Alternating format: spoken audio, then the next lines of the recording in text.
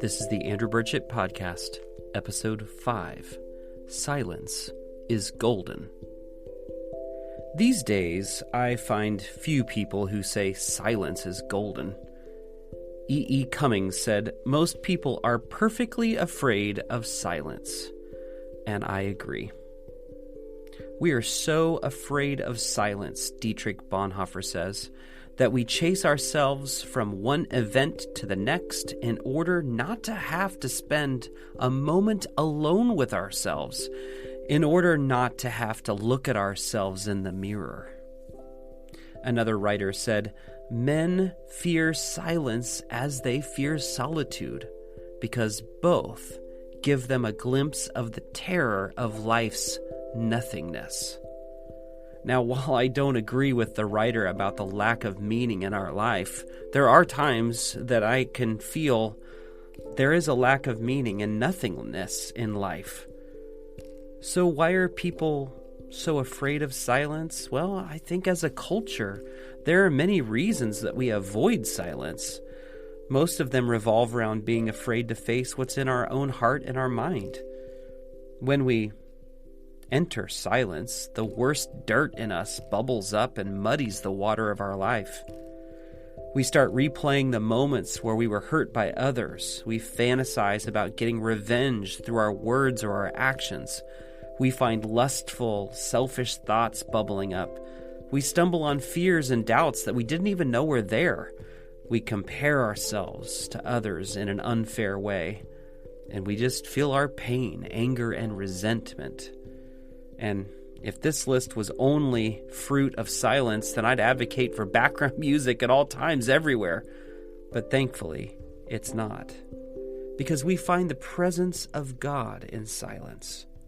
Ruth Haley Barton writes this, "We are starved for quiet, to hear the sound of sheer silence that is the presence of God Himself."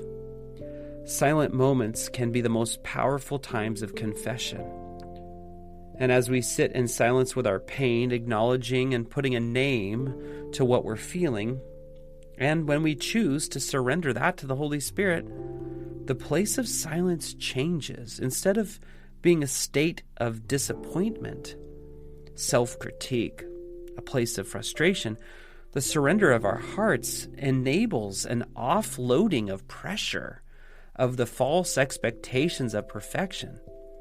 And in the honest moment of quietness and stillness, Jesus just sweetly whispers His unconditional love to us. In silence, I know I can begin to hear the voice of God. Mother Teresa said this, "God speaks in the silence of the heart. Listening is the beginning of prayer." My goal of sitting in silence with God is not for my problems to be solved or be fixed. My aim in seeking silence is to invite the presence of God to come and fill me. Then He helps me to see more clearly the things inside myself and in the world around me. The longer I sit with Jesus and listen and be kind to myself and allow my soul to rest in His presence, the more junk in my life settles to the bottom and the water becomes clear again. I love to say that all the junk gets removed by Jesus in those moments for me, but it's not true. Some of the hardship, self-loathing, and perfectionistic tendencies remain in me, but they're no longer clouding the water of my life. Sure, Jesus can remove it all, but sometimes we aren't ready to release it to Him and in trust. I wonder if sometimes God stays silent until we're ready to listen. We're so focused as humans on doing and producing that we may feel that spending silent time with Jesus feels like a waste of time. But Jesus isn't worried about our doing. He's interested in our being with Him. I find treasures in the presence of my God. Psalm 62:5 says, "Find rest, O my soul, in God alone. My hope comes from Him." Andrew Murray, a great prayer warrior and author, wrote, "Be silent before God and let him bless you." So in this quiet place of silence and solitude, God seeks to affirm our true identity and to confirm our calling and to give us strength. Mark 3, verse 13 through 15 says this, "Jesus went up on a mountainside and called to him those he wanted, and they came to him. He appointed 12, designating them apostles, that they might be with him, and that he might send them out to preach, and to have authority to drive out demons."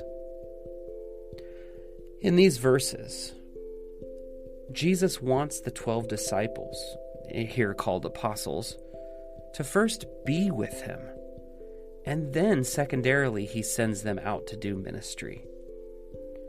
Richard Rohr says that prayer is sitting in the silence until it silences us, choosing gratitude until we're grateful, and praising God until we ourselves are an act of praise.